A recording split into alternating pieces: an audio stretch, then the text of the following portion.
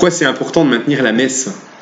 La messe, c'est un signe et un moyen de vivre notre foi, et c'est ce qui fait l'Église. Et l'Église, qu'est-ce que c'est? Souvent, on pense à un sens du mot Église, on pense au bâtiment, mais le mot Église, il vient d'un vieux mot grec, ecclésia, qui veut dire une assemblée convoquée. C'est les baptisés qui sont rassemblés. Or, la situation actuelle, elle fait qu'il n'est pas possible de se retrouver. Et donc, tout l'enjeu de ce que nous vivons, c'est de maintenir la communion.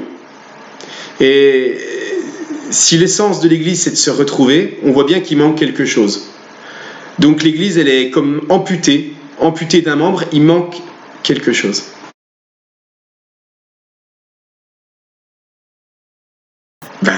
Le fait de célébrer seul la messe, c'est pas naturel. La messe, c'est fait pour vivre, pour être célébrée avec un peuple qui vive cette messe d'une manière active. Or là, être le prêtre qui est seul devant sa caméra, c'est pas comme un acteur qui fait quelque chose sans son public. C'est pas comme ça que ça se passe. Donc effectivement, c'est pas quelque chose qu'on apprécie particulièrement.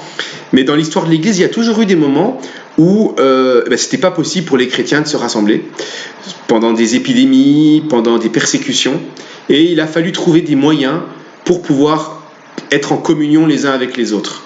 Et donc je crois que les nouvelles manières, les nouveaux moyens de technologie nous aident aussi à garder ce lien en cette période.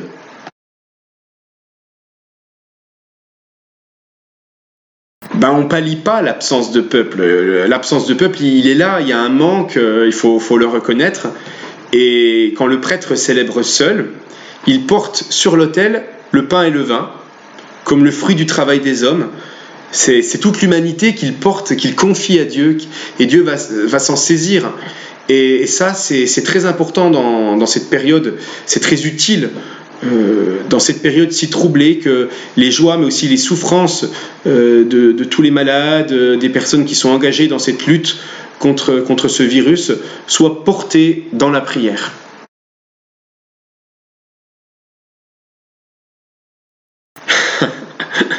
L'exercice n'est pas facile pour lui, mais comme pour nous, parce que c'est pas une situation normale.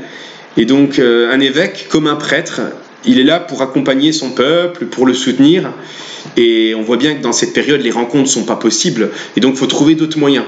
Et je pense aux aumôniers dans les hôpitaux qui essayent de trouver des nouvelles manières d'accompagner les malades et les familles.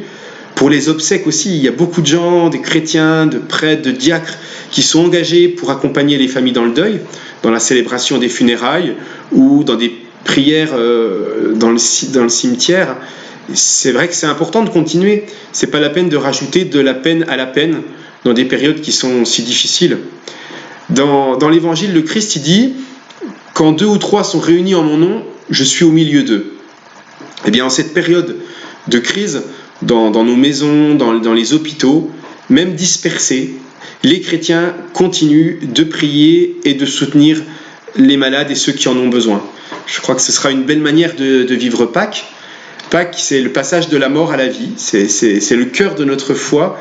La vie gagne toujours. C'est pas le mal, c'est pas la souffrance qui gagne et qui ont le dernier mot.